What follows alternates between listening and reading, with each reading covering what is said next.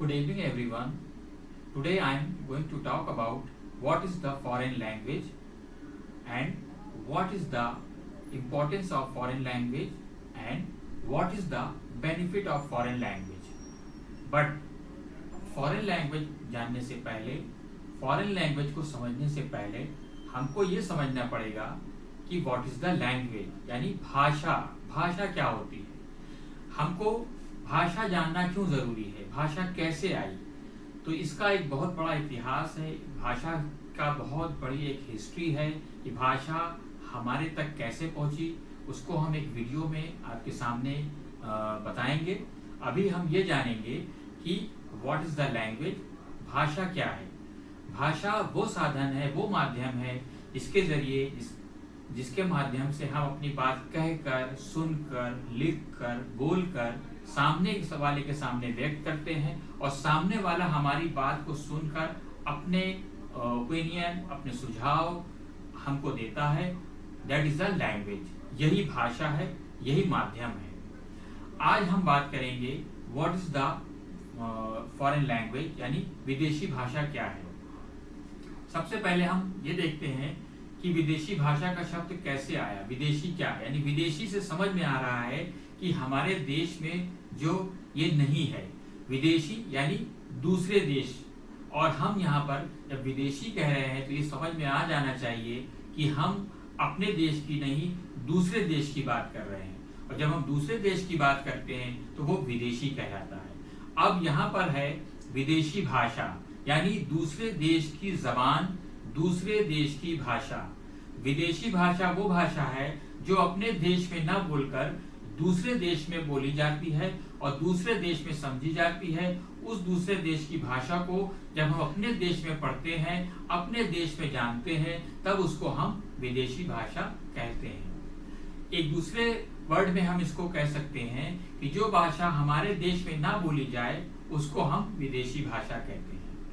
अब हम बात करेंगे विदेशी भाषा की क्या इंपॉर्टेंस है, उसके क्या क्यों हमें जरूरी है, क्या क्या उसकी विशेषताएं हैं. तो सबसे पहले हम फॉरेन लैंग्वेज की अगर हम बात करेंगे तो कितनी फॉरेन लैंग्वेजेस होती हैं.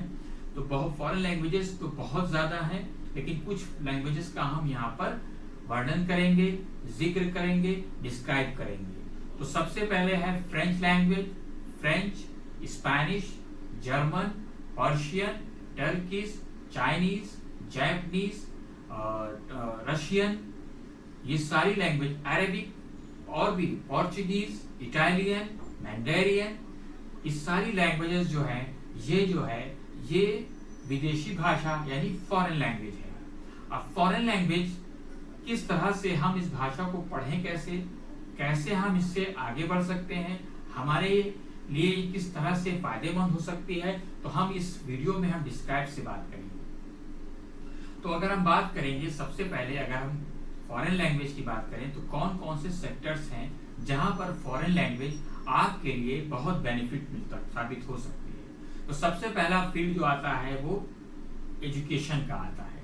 एजुकेशन फील्ड में आप देख सकते हैं स्कूल्स में, कॉलेजेस में, यूनिवर्सिटीज में आप बहुत जगह पर इस फॉरेन लैंग्वेज को पढ़ के आप अपना करियर बना सकते हैं. अगर हम बात करें स्कूल्स की तो आजकल देखते हैं कि न्यू एजुकेशन पॉलिसी आई है. न्यू एजुकेशन पॉलिसी में हम देखते हैं जो सिलेबस डिजाइन किया गया है वो है आपका बेसिक फॉरेन लैंग्वेज का. तो अगर हम बात करें फ्रेंच लैंग्वेज की, तो अगर हम फ्रेंच बेसिक अगर हम पढ़ लेंगे, उसको जान लेंगे, तो हम एज अ टीचर उस स्कूल में पढ़ा सकते हैं. दूसरा है सेक्टर यूनिवर्सिटीज में है, कॉलेजेस का है. आप अगर एक अच्छे लेवल में आप फ्रेंच लैंग्वेज से कर सकते हैं.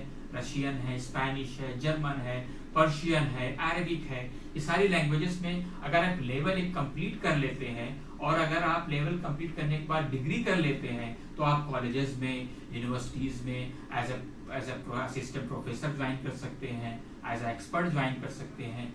इस तरह से आप लैंग्वेज पढ़ के कर सकते हैं. उसके बाद आपका बिजनेस स्कूल्स है. बिजनेस स्कूल्स में आपने देखा है आजकल बहुत से एमबीए के बहुत से जो स्टूडेंट कॉलेजेस ओपन हुए हैं.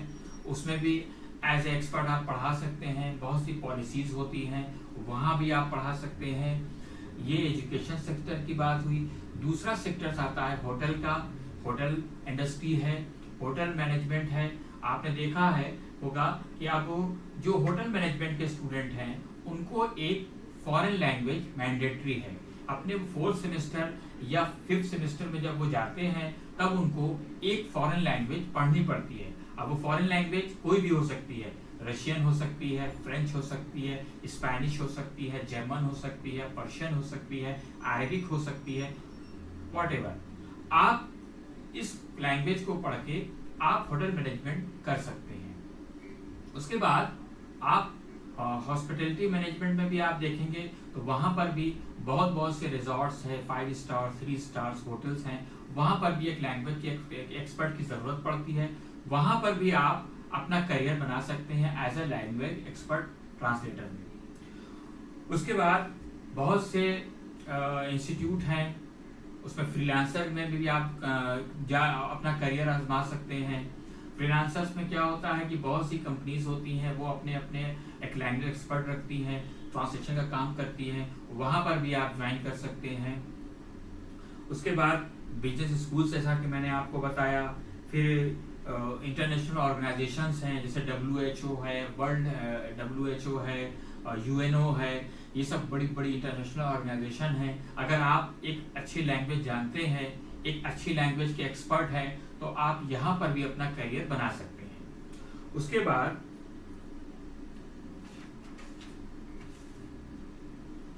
हॉस्पिटल सेक्टर है, आपका टूरिज्म है। टूरिज्म में आप देखते हैं, टूरिज्म में 2 तरह का, एक मेडिकल टूरिज्म होता है, टूरिस्ट गाइड होता है। पहले हम बात करते हैं मेडिकल टूरिज्म की।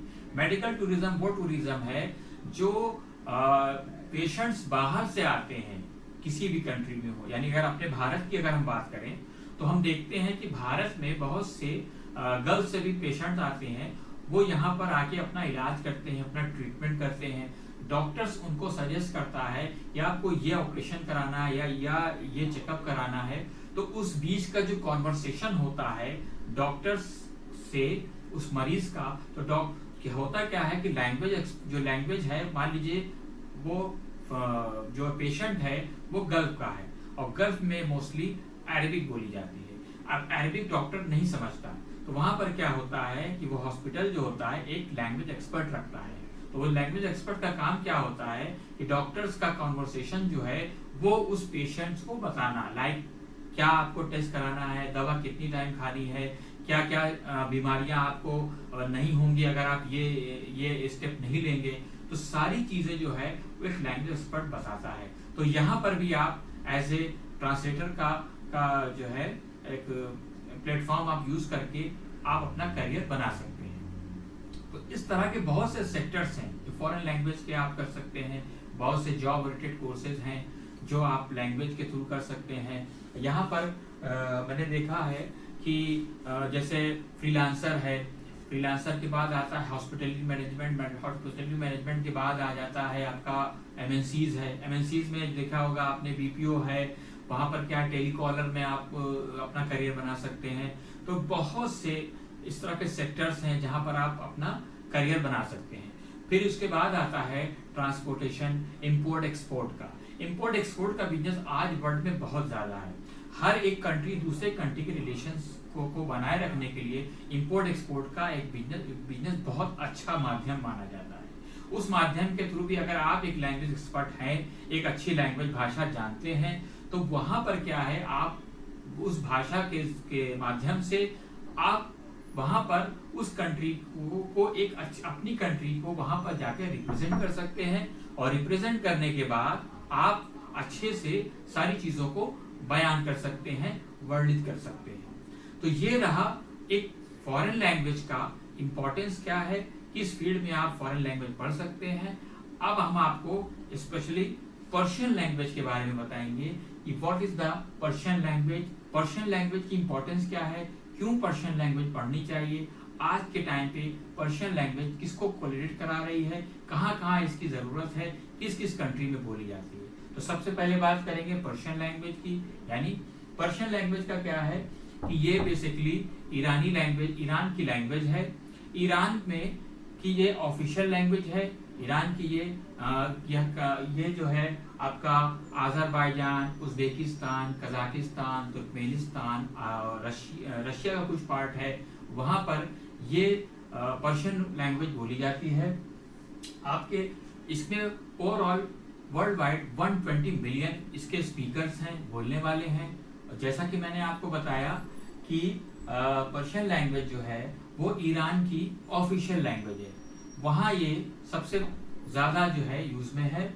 और इसके साथ साथ और कहाँ बोली जाती है पर्शियन, वो है आपका Turkey, Kuwait, Israel, Turkmenistan, Oman, Yemen, UAE यानी दुबई, और उसके साथ यूनाइटेड स्टेट्स के भी कुछ ऐसे पार्ट्स हैं जहां पर पर्शियन बोली जाती है।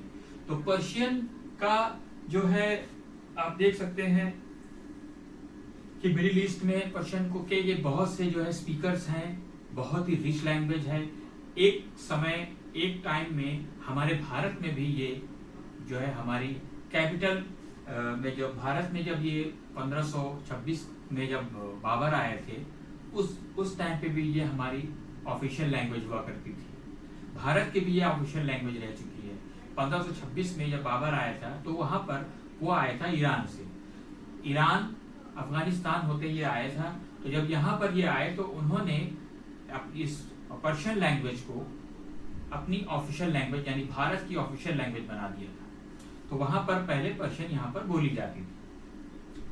और यहाँ पर ये देखते हैं कि मिडिल ईस्ट के कुछ है जो 62% जो पॉपुलेशन जो है वो आपका पर्शियन नेटिव लैंग्वेज है। और इसके बाद हम बात करेंगे कि इसके कौन कौन से जॉब सेक्टर्स हैं, कहाँ हम पर्शियन पढ़ के कहाँ हम इसके जॉब से रिलेटेड कहाँ जो सेक्टर्स हैं उस पर हम बात करेंगे। सबसे पहले है Persian historic influence in India. Bharat के अंदर बहुत से हिस्टोरिकल मोन्यूमेंट्स हैं जहाँ पर पर्शियन की लिपि है, इंस्क्रिप्शंस है। वहाँ पर आपने देखा है टूरिस्ट जो होते हैं, गाइड होते हैं, वो वहाँ के मैन्युस्क्रिप्ट को जो है सामने जो फॉरेनर्स उनको बात बताते हैं कि किस तरह कब ये लिखा गया, इस इंस्क्रिप्शंस में क्या लिखा हुआ है, और इस इंस्क्रिप्शन से हम उस समय का अनुमान लगाते हैं कि ये इंस्क्रिप्शन उस समय में उस बादशाह ने लिखा था, और हम उससे बहुत चीजों को रिलेट करा सकते हैं। उसके बाद रिच कल्चर, बहुत पर्शियन लैंग्वेज का एक बहुत ही रिच कल्चर माना जाता है अपने समय में। जैसा कि आप जानते हैं कि मुगल टाइम में पर्शियन लैंग्वेज अपने एक बहुत ही एक्सट्रीम लेवल पर थी, बहुत से काम हुए हैं, तो वो आप एक रिच लैंग्वेज मान सकते हैं। फिर बिजनेस अपॉर्चुनिटीज में आप देख सकते हैं कि बहुत ज़्यादा ह्यूज कनेक्शन है, बहुत ज़्यादा बेनिफिट्स हैं, इकोनॉमिक बहुत ज़्यादा उस टाइम ग्रोथ हुई थी। करियर इन गवर्नमेंट एजेंसी, जैसा मैंने आपको बताया, बहुत सी आपका NGOs हैं और इंटरनेशनल ऑर्गेनाइजेशन है, उसमें आप जो है अपना करियर जो है पर्शियन लैंग्वेज के थ्रू कर सकते हैं। फिर open up new career job opportunities. आजकल क्या है, न्यू में अगर हम बात करें तो यूट्यूबर में आप, या यूट्यूब है, इंस्टाग्राम है, फेसबुक है, ये सारी चीज़ों में आप देखेंगे यहाँ पर बहुत सी ज़्यादा वैकेंसीज आती हैं एज ए लैंग्वेज एक्सपर्ट। तो वहाँ पर भी आप अपनी अगर एक लैंग्वेज अगर पर्शियन अगर पढ़ेंगे तो वहाँ पर भी आप जॉब कर सकते हैं। उसके बाद है second most spoken language in the West Asia, यानी 11 वेस्ट एशिया की ये सेकंड जो है सबसे ज़्यादा बोली जाने वाली लैंग्वेज है।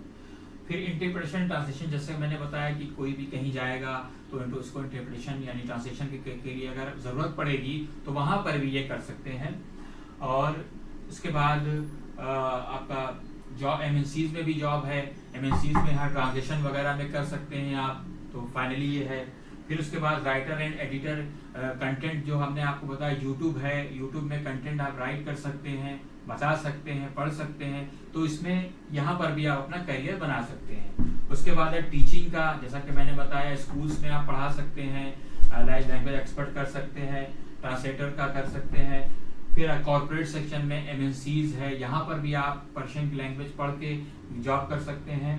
तो ओवरऑल ये है इसका कि आपको कोई भी लैंग्वेज हो, उस लैंग्वेज में ये सारे सेक्टर्स हैं, अगर सेक्टर्स के साथ ये सारी स्पेशलिटीज अगर आपके अंदर आ गई तो आप एक बहुत अच्छा लैंग्वेज पढ़ के इसमें ग्रोथ कर सकते हैं।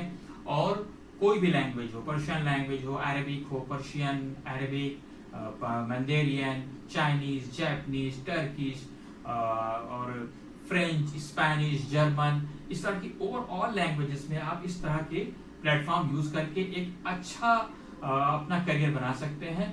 तो आज के लिए इतना ही है।